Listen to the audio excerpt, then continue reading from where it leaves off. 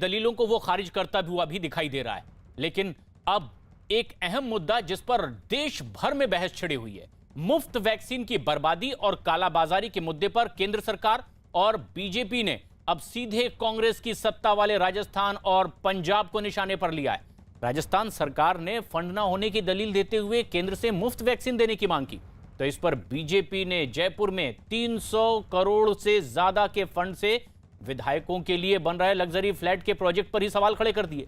तो वहीं दूसरी तरफ बीजेपी ने पंजाब सरकार पर वैक्सीन की कालाबाजारी के आरोप लगाते हुए एक बड़ा हमला बोला है और इसके बाद बैकफुट पर आते हुए पंजाब की कांग्रेस सरकार को केंद्र से सस्ते दामों पर मिली वैक्सीन को निजी अस्पतालों में महंगे दामों पर बेचने का अपना फैसला वापस लेना पड़ा है।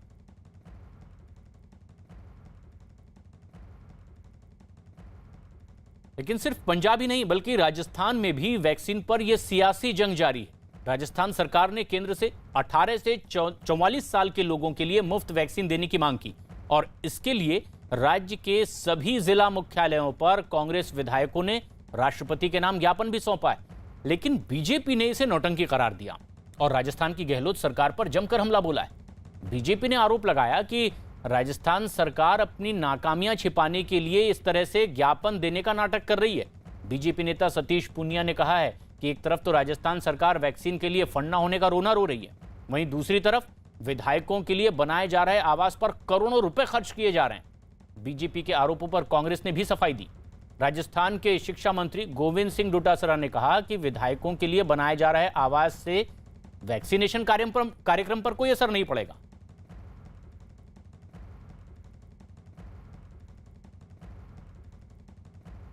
राजस्थान सरकार एक तरफ वैक्सीन को लेकर फंड की कमी की बात कर रही है, लेकिन दूसरी तरफ राजस्थान सरकार में विधायकों के लिए आवास बनाए जा रहे हैं। ये राजस्थान विधानसभा की तस्वीर है और राजस्थान विधानसभा के ठीक सामने विधायकों के लिए आवास बनाया जा रही है। यहाँ पहले पुराने बंगलो थे, 54 थे, उनको तोड़ा गया, डिसमेंटल किया गया। उसके बाद में अब यहाँ विधायकों के लिए 160 फ्लैट बनाए जा रहे हैं।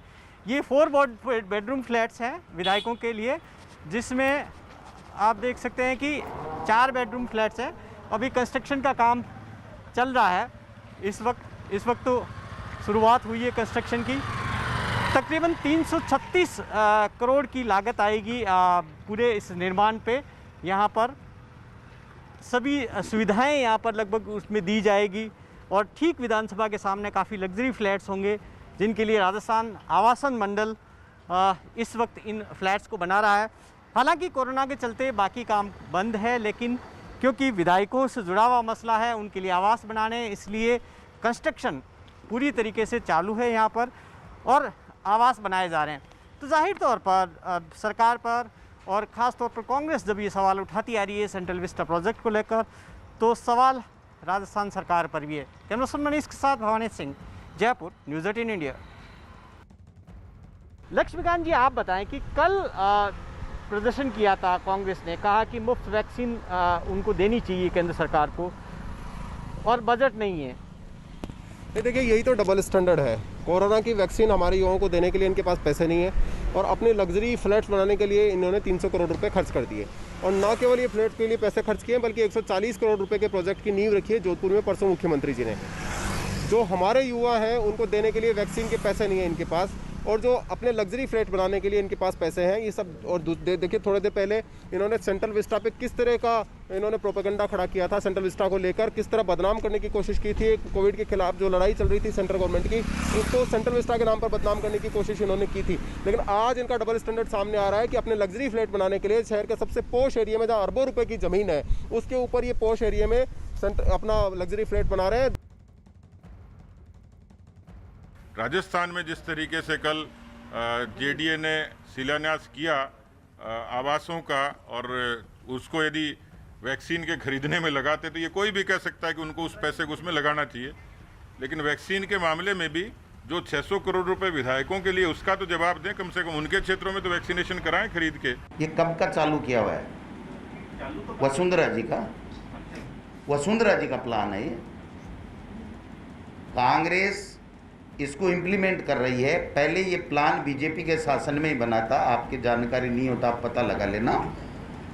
एमएलएज को जब जीर्ण शीर्ण आवास हो गए तो क्या राज्य सरकार की ड्यूटी नहीं है कि विधायक को रहने के लिए जगह दी जाए? फिर भी हम पैसे या बजट के आधार के ऊपर किसी को भी वैक्सीनेशन नहीं लगे ऐसा नहीं होने देंगे। हमारे साथ हैं बीजेपी नेता और विधानसभा में विपक्ष के नेता गुलाब चंद कटारिया। कटारिया साहब, राज्यपाल ने जांच के आदेश दिए जो वैक्सीन के वेस्टेज को लेकर। दूसरी तरफ राजस्थान सरकार तो कह रही है कि मुफ्त वैक्सीन उनको मिलनी चाहिए जो सेंट्रल गवर्नमेंट की ओर से। देखो, मैं सोचता हूँ कि राजस्थान की सरकार जिस मुफ्त वैक्सीन की बात कर रही है, मैं उनसे जानना चाहता हूँ कि आपने दिल्ली में स्वास्थ्य मंत्री की मीटिंग में विभिन्न राज्यों की तरफ से आपने क्या मांग रखी थी कि हमें भी कुछ आज़ादी दी जाए, हमें भी कुछ वैक्सीनेशन करने का अधिकार दें, और उसी के तहत निर्णय हुआ कि 18 से प्लस को आप करेंगे और 45 से ऊपर केंद्र करेगा। और आपने ये 3000 करोड़ रुपए की राशि इसके लिए क्यों रखी? फिर इसके अगेंस्ट में आपने 50 करोड़ रुपया इन कंपनियों को जमा क्यों कराया? अगर आप पहले ही दिन से ये स्टैंड लेते कि हमको नीचे के 18 से प्लस वालों को भी मुफ्त वैक्सीन लगानी है, तो आपकी पहले दिन ही ये मांग होनी चाहिए। आज आप इतने समय बाद जब आपने 1 मई के दिन वैक्सीनेशन शुरू भी कर दिया और थपथपी अपने पीठ पे लगा रहे हैं कि हमने राजस्थान ने 1 तारीख को शुरू कर दिया, तो अब मांगने का आपका अधिकार क्या है? और उसके बाद भी अगर आपका कोई है तो सारे ही राज्यों के सब लोग मिलकर के अगर इस बारे में कोई निर्णय करते हैं। आपने ही तो वहाँ मीटिंग में ये बात कही थी कि हमें आज़ादी मिलनी चाहिए, हमें भी कुछ स्वतंत्रता मिलनी चाहिए, उसके तहत मिली। तो ये केवल और दूसरा दुर्भाग्य ये है कि जिस प्रकार का वेस्टेज यहाँ हुआ है और भास्कर ने जिस प्रकार से उन सारी डब्बियों को निकाल करके जो पूरी की पूरी सुरक्षित थी उनको निकाल करके दी है, तो आखिर वो वहाँ वेस्टेज में गई कैसे? कौन उसके जिम्मेदार है? आपको तो चल कर के उसकी जांच शुरू कर देनी चाहिए। दुर्भाग्य आपका है कि राज्यपाल को आपके लिए जांच कराने की आपको कहना पड़े, इससे ज़्यादा दुर्भाग्य क्या होगा? एक कांग्रेस लगातार सेंट्रल विस्टा प्रोजेक्ट को लेकर सवाल उठाती रही।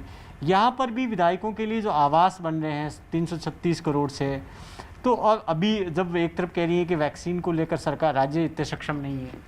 देखो, क्या है कि इस राजनीति का दुर्भाग्य मानता हूँ, जब हम किसी काम के विकास के काम के ऊपर प्रहार करता चाहते हैं कि भाई केंद्र सरकार इस समय नई लोकसभा भवन और बाकी क्यों तैयार करो।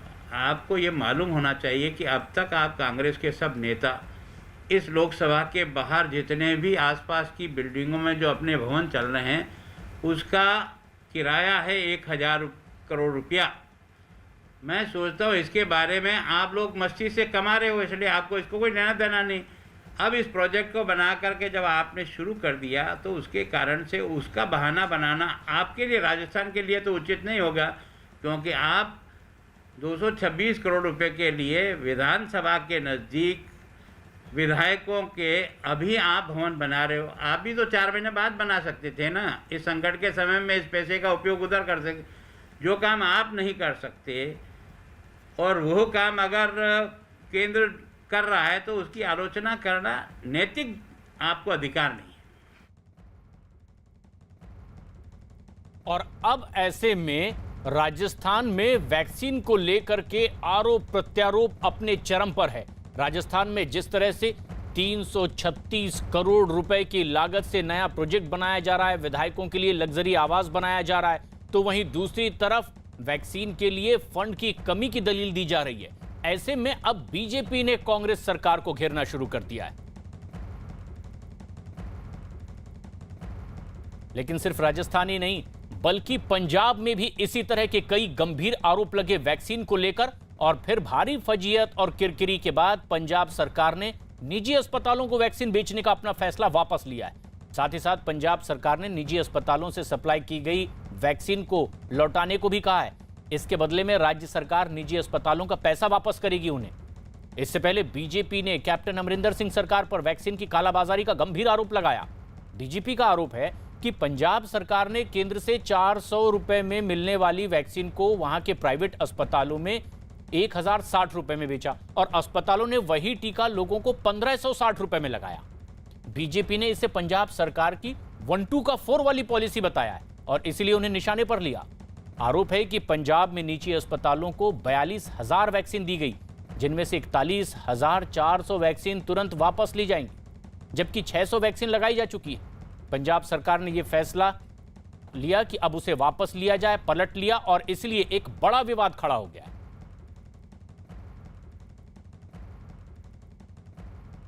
प्राइवेट हॉस्पिटल को फैसला किया अपना डोजिंग देने का, वैक्सीन देने का, वो हमारे सीएम साहब को सामने मैंने रखा कि ऐसे ऐसे करके ये बात हो रही है, तो उन्होंने इमीडिएटली इसके ऊपर इसका संज्ञान लेते हुए बोला कि इस चीज़ को करो और जो फैसला आपने लिया है उसको वापस लो। बाकायदा जो डोज जिनको सप्लाई की यदि वैक्सीन दी गई है वो सारी उसे वापस लेकर अपने स्टोर में लाओ। और जो हमारा बजट सेशन था उसमें सबसे पहले उन्होंने बोला सबको ये वैक्सीन फ्री लगाई जाएगी, तो फ्री लगाने का हमारा जो फैसला वो अटल है। और पंजाब सरकार को अपना ये फैसला वापस लेना पड़ा है। रोहित हमारे सहयोगी चंडीगढ़ में मौजूद हैं, रोहित बंसल, और राजस्थान में जो सियासी घमासान मचा हुआ है उसकी ताजा अपडेट के साथ जयपुर से भवानी सिंह हमारे सहयोगी और संदीप बोल दिल्ली में चल रही उठापटक पर नजर बनाए हुए हैं। लेकिन जो सबसे खास बात है वो ये कि अब पंजाब सरकार ने जो फैसला वापस लिया है, रोहित, क्या उसकी जवाबदेही तय करने की कोई कोशिश हो रही है पंजाब सरकार की ओर से कि अगर यह फैसला लिया गया था, गलत था, वापस लिया गया है, तो गलत फैसला लिया किसने?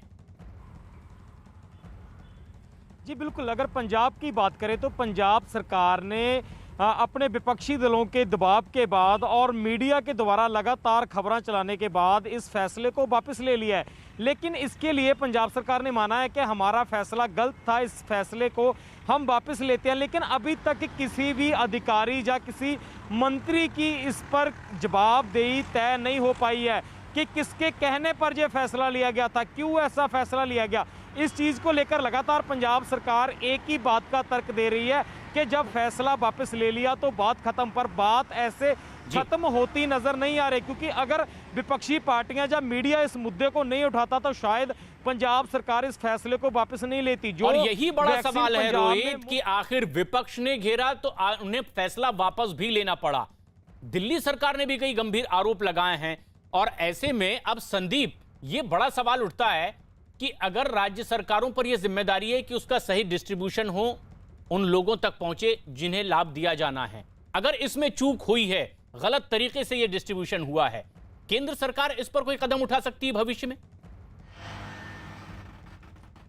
बिल्कुल, देखिए केंद्र सरकार भविष्य में कदम उठा सकती है, क्योंकि जिस तरीके से वैक्सीन की बर्बादी हो रही है, बहुत बड़ी संख्या में जो है वैक्सीन जो है बर्बाद हो रहे हैं, तस्वीरें देख चुके हैं और ये पूरे देश भर में इस तरीके की तस्वीरें आ रही हैं। और अब पंजाब में जिस तरीके से वैक्सीन को बेचा जा रहा था, 3 गुनी कीमत में बेचा जा रहा था, जो कि सरकार से उनको सस्ते में मिल रहा था, तो ऐसे में कहीं ना कहीं जवाबदेही तय होगी और केंद्र सरकार हो सकता है आने वाले समय में कोई गाइडलाइंस इस तरीके के टीकाकरण अभियान के लिए भी जारी कर सकती है, क्योंकि जिन लोगों ने पैसा देकर, ज्यादा पैसा चुकाकर जो है उन वैक्सीन को लगाया है, अब बताया जा रहा है कि पंजाब की सरकार उनको उसका पैसा भी वापस करेगी। तो यू टर्न जरूर लिया है पंजाब सरकार ने, लेकिन अब पंजाब की सरकार को जवाब तो देना ही पड़ेगा। जवाब देना पड़ेगा और सबसे बड़ी जिम्मेदारी अब खुद मुख्यमंत्री अमरिंदर सिंह की बनती है कि वो इस पर क्या कहते हैं कि आखिर किसने लिया था यह फैसला और अब जिम्मेदारी किसकी ठहराई जाएगी। लेकिन राजस्थान में जो घमासान मचा हुआ है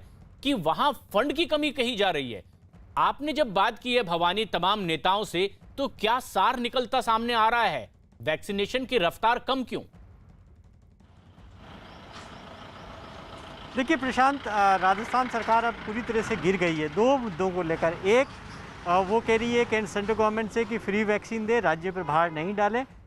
उस मुद्दे पर क्योंकि राजस्थान सरकार की ओर से जब विधायकों के लिए आवास बनाए जा रहे हैं, जो विपक्ष नेता गुलाब चंद कटारिया, उन्होंने सवाल उठाया कि ऐसी क्या मजबूरी है कि अब अभी 4 महीने इस प्रोजेक्ट को होल्ड किया जा सकता, जिससे कि 300 करोड़ के लगभग फंड अभी मिल सकता था सरकार के पास में, तो ये जरूरी क्यों? दूसरा, वैक्सीन के वेस्टेज पर राजस्थान के राज्यपाल ने जांच के लिए पत्र लिखा मुख्यमंत्री अशोक गहलोत को, और ये अशोक गहलोत सरकार इस पूरे मामले को लेकर काफ़ी बैकफुट पर आई गई है वेस्टेज को लेकर। अब सरकार को राज्यपाल ने सरकार को कहा है कि पूरे मामले की जांच कराए कि आखिर ये वेस्टेज हुई कैसे और वैक्सीन ये किस नौबत तरीके से आखिर डस्टबिन में आई मिली, क्यों कि राज्यपाल को खुद इस पर गंभीरता से सवाल खड़े करके जांच की बात कहनी पड़ी है। अब ये राज्य सरकारों को भी देखना है, लेकिन जो विपक्षी हैं इन्हें मौका तो मिल ही गया। इधर केंद्रीय मंत्री अनुराग ठाकुर ने भी सीधे आरोप लगाया कि आपदा में कांग्रेस अवसर खोना नहीं चाहती। उन्होंने वैक्सीन की कालाबाजारी को शर्मनाक बताते हुए इस पूरे मामले पर सीधे राहुल गांधी और सोनिया गांधी से जवाब मांगा है। पंजाब सरकार ने सोच समझकर ये पहला 80,000 पीस का जो ऑर्डर निकाला तो उसमें कम से कम 2 करोड़ 64 लाख रुपया कमाया, मुनाफा कमाया। और समझिए अगर ये 8 करोड़ वैक्सीन ले जाते तो कितने करोड़ का घोटाला होता।